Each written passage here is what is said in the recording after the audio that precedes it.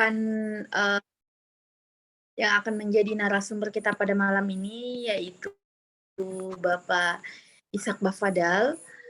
Beliau merupakan analis inspektorat Kota Kendari. Untuk materi yang akan dibawakan sendiri yaitu mengenai dengan audit pengolahan air limbah perhotelan.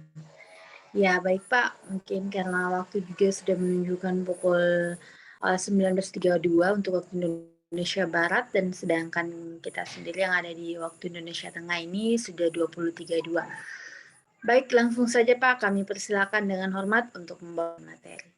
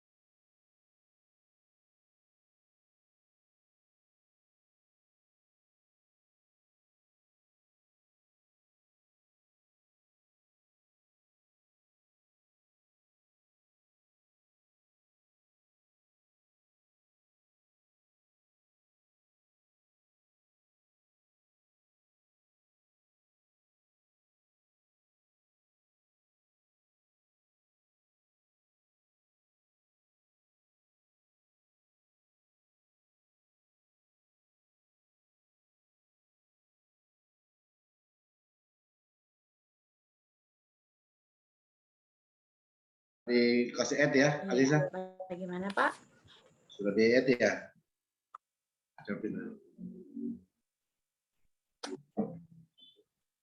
Sudah dijadikan co-host Pak.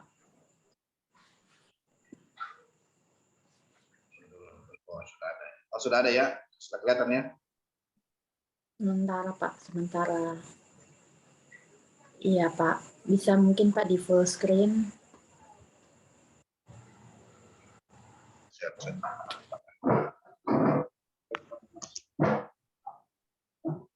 Ya, sudah Pak, sudah mencoba. Oke. Ya. Baik, terima kasih. Assalamualaikum warahmatullahi wabarakatuh dan selamat malam. Saya langsung ke materi kita kali ini terkait audit instalasi pengolahan air limbah perhotelan atau IPAL perhotelan, di mana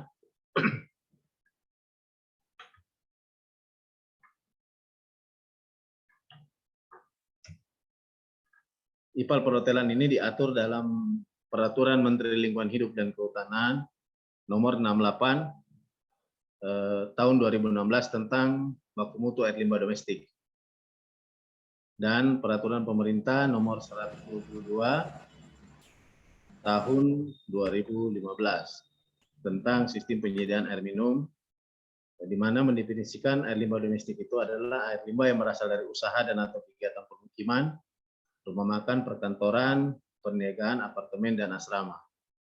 Hotel di sini dianggap sama dengan apartemen karena mempunyai beberapa kamar, dan termasuk juga termasuk kategori rumah makan karena hampir setiap perhotelan itu mempunyai resto atau rumah makan. Limbah domestik juga dapat diartikan sebagai material limbah cair yang bersumber dari aktivitas pengolahan perkotaan atau rumah tangga yang dialirkan dan diolah di instalasi pengolahan air limbah domestik, baik secara individu maupun secara terpusat.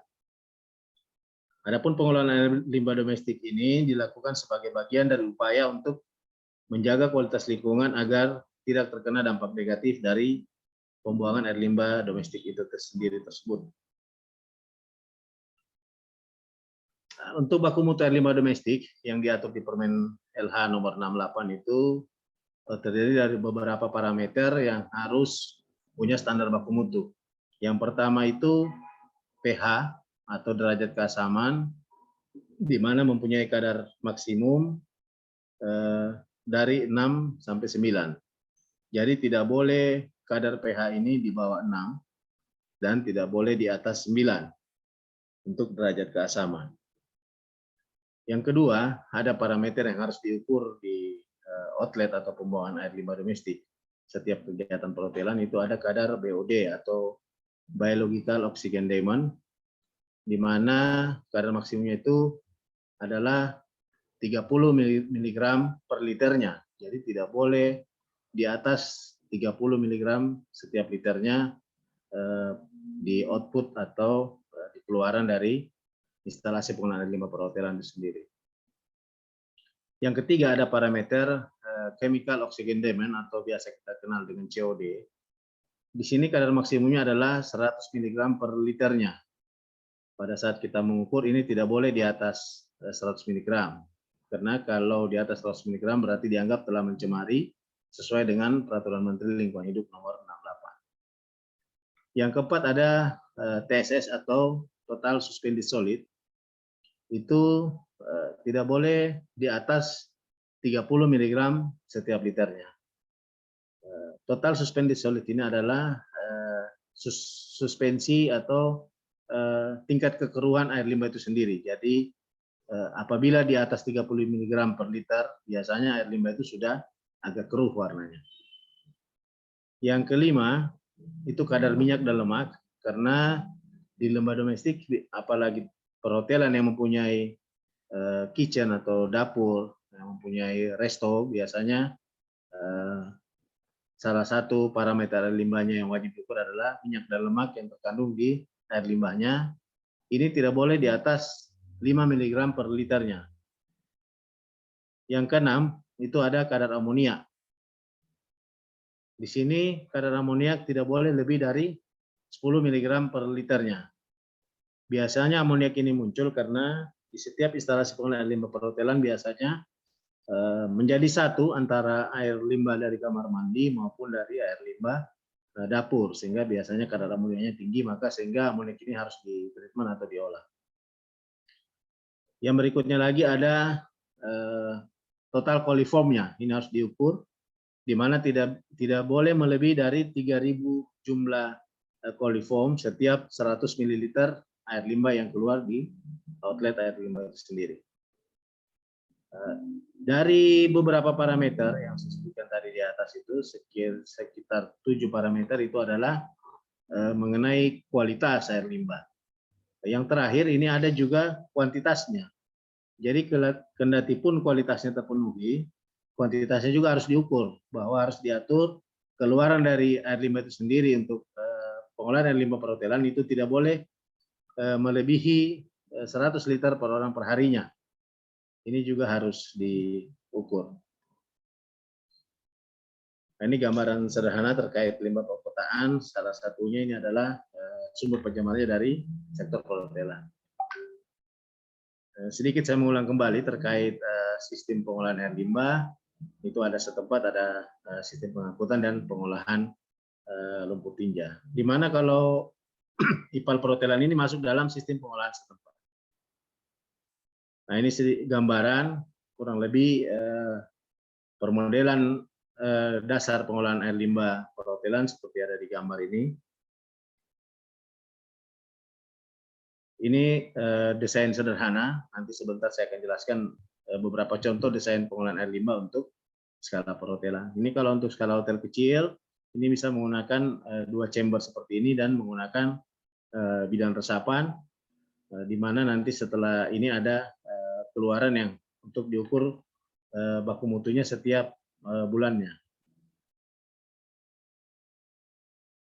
Ada juga beberapa contoh sistem pengolahan air limbah perhotelan dengan menggunakan fitoteknologi atau menggunakan fitoremediasi, menggunakan media tanaman.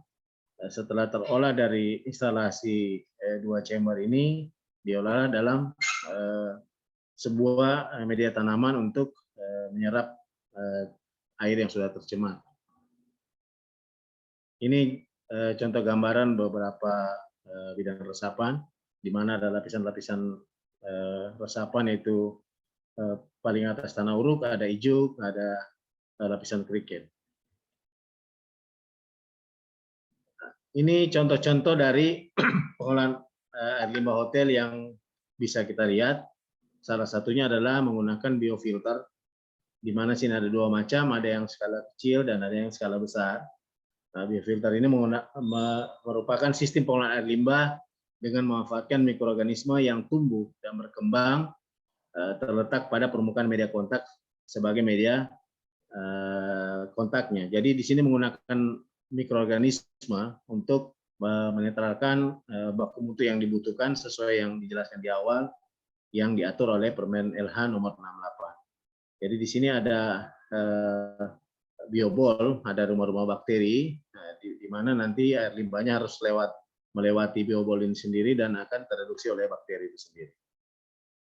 Kurang lebih gambaran seperti ini untuk sistem biofilter untuk pengolahan air limbah domestik, baik dari rumah tangga maupun perhotelan.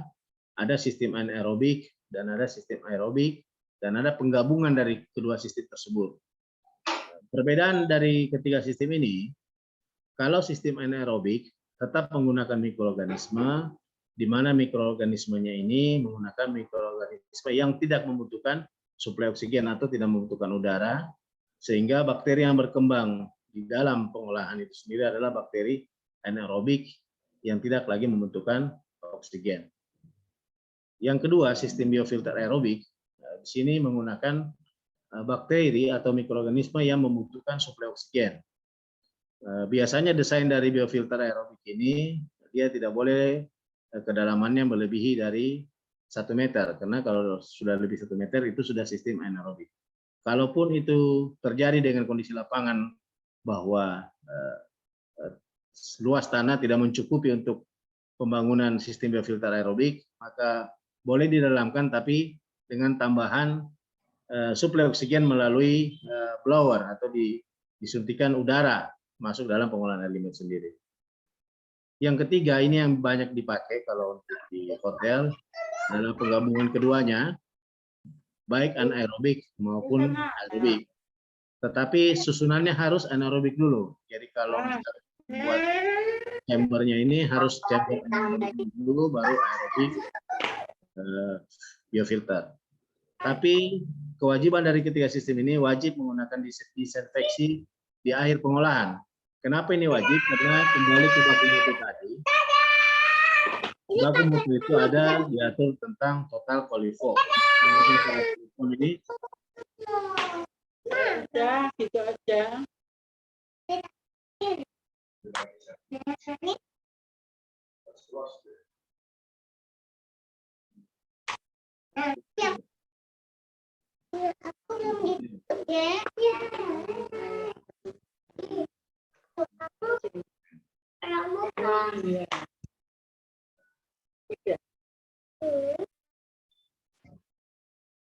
Saya dia.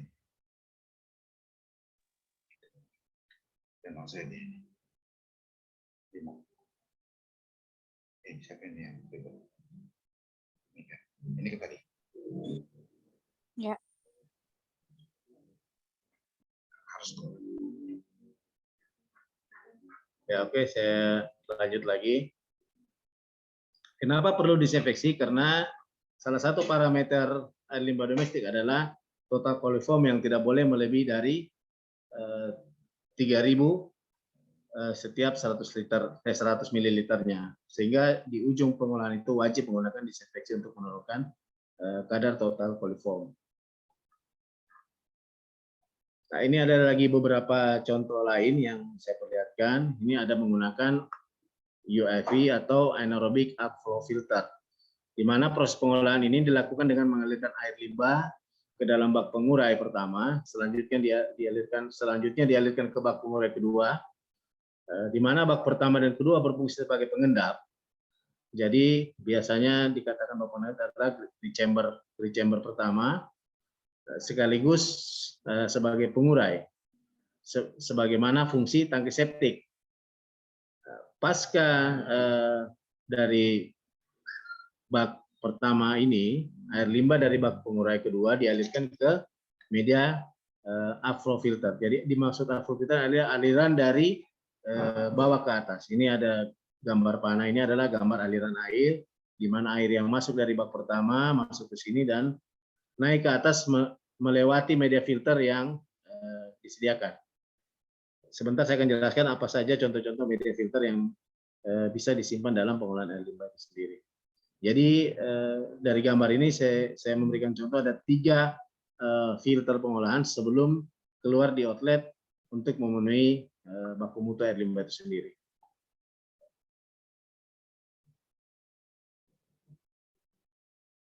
Nah, ini contoh medianya, jadi beberapa macam, boleh menggunakan batu pecah, boleh menggunakan model sarang tawon, boleh menggunakan tipe jaring, boleh menggunakan biobol, di mana masing-masing ini punya ukuran spesifik untuk tempat tumbuhnya bakteri di dinding-dinding media penyaring ini sendiri. Di mana kalau batu pecah kurang lebih 100 sampai 200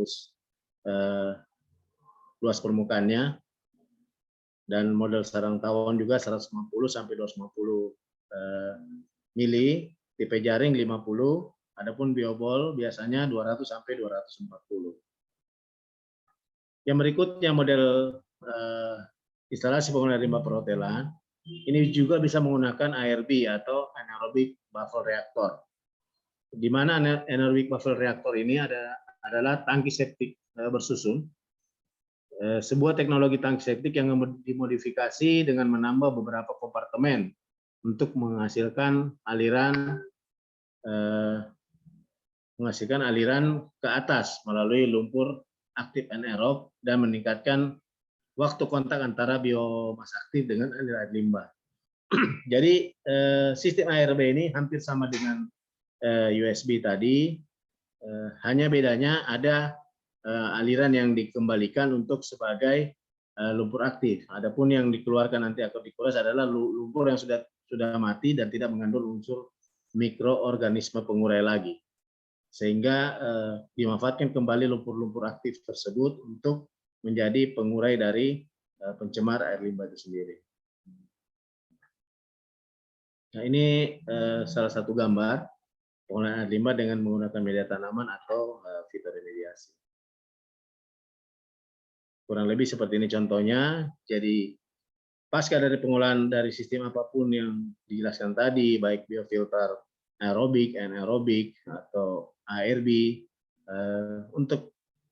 untuk menghasilkan kualitas air limbah yang lebih baik, biasanya kita menambahkan media tanaman sehingga kesan jorok dari pengolahan air limbah sendiri tidak terkesan jorok karena ada taman yang bisa berfungsi sebagai penyerap atau penguapan dari air limbah itu sendiri, sehingga debit dari air limbah itu sendiri bisa dikurangi keluarannya.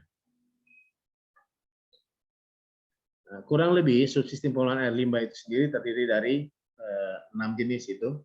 Yang pertama unit pengumpul, unit penyaring, karena kenapa penyaring ini penting sebelum masuk ke chamber pertama, biasanya di perhotelan kadang baik dari kamar mandi maupun dari dapur ada sampah yang ikut sehingga butuh penyaring, sehingga di pengolahan air limbah itu sendiri sampah-sampah tersebut tidak masuk dalam sistem pengolahan yang dapat mengganggu kerja dari pengolahan air limbah itu sendiri. Yang berikutnya ada unit pemisah padatan atau chamber awal untuk mengendapkan padatan yang mudah mengendap di bak pertama. Yang berikutnya ada unit pemekatan, stabilisasi, dan unit pengering lumpur. Ini terakhir saya perlihatkan, ini contoh dari pengolahan sampel outlet dari instalasi pengolahan air limbah di salah satu hotel di Kota Kendari. Ini titik penahatannya. Di outlet ini namanya titik penahatan. Di sini wajib mencantumkan koordinatnya. Ini kurang lebih keluaran dari pengolahan air limbah di salah satu perhotelan di Kota Kendari. Nah, kenapa ini penting? Karena sebagai persyaratan untuk pengurusan izin pembuangan limbah cair dari sektor perhotelan. Jadi salah satu syarat pemenuhan kewajiban dari sektor perhotelan adalah dengan adanya instalasi pengolahan air limbah yang diakui oleh instansi berwenang dengan diterbitkannya izin pembuangan limbah cair. Oh iya, ada di hotel soalnya. Iya. Saya kira sekian dari saya. Nanti kita lanjut dengan diskusi. Terima kasih. Assalamualaikum warahmatullahi wabarakatuh.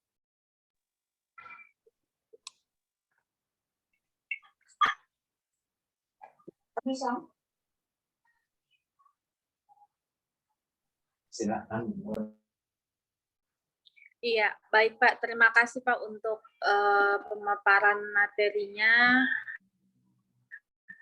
mengenai dengan audit pengolahan air limbah perhotelan. Jadi itu Bapak Ibu sekalian materi yang sudah disampaikan oleh Pak Ishak. Tadi ada dibuka dengan latar belakangnya itu sendiri dan ada banyak lagi poin-poin penting, misalnya proses limbah itu difilter dan lain-lain. Jadi Bapak Ibu sekalian, jika ada yang ditanyakan kepada Pak Ishak, silakan untuk mengajukan pertanyaannya, bisa ditulis melalui kolom chat, bisa juga melalui raise hand atau sesi diskusi atau sesi tanya jawab.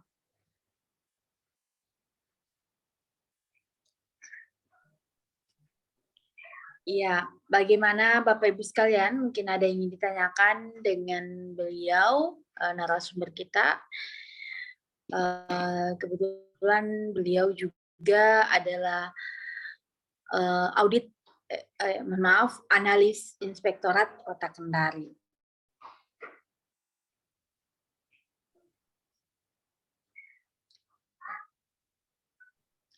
Ataupun mungkin ada yang ingin ditanyakan mengenai dengan mutu air limbah domestik itu sendiri, seperti apa yang terkandung di dalamnya, berapa jenis kadarnya, dan lain-lain.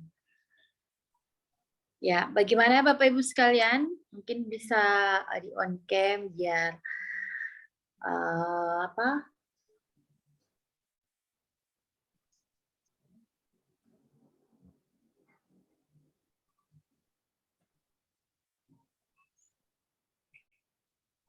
ya. Bagaimana Bapak Ibu sekalian? Iya. Baik Pak Ishak, mungkin jika tidak ada pertanyaan dari Bapak Ibu peserta yang lain, mungkin Pak masih ada yang ingin ditambahkan atau cukup Pak? Berupa closing statement-nya mungkin Pak.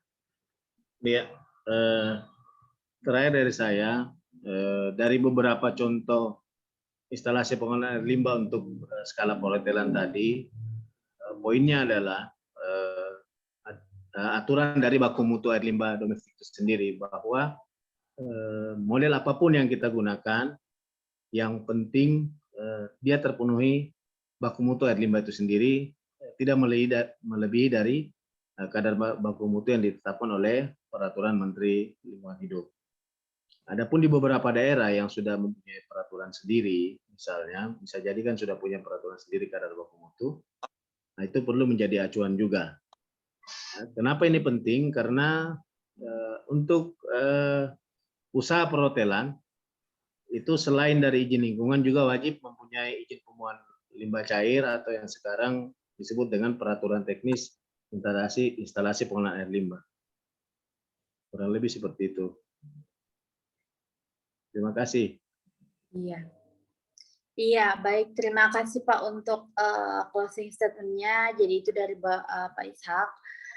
Lebih umumnya mungkin pada proses pengolahan limbah itu sendiri, kita harus melakukannya sesuai dengan peraturan yang sudah ditetapkan oleh kementerian, begitupun juga dengan kepada tiap-tiap daerah agar mengikuti peraturan-peraturan tersebut.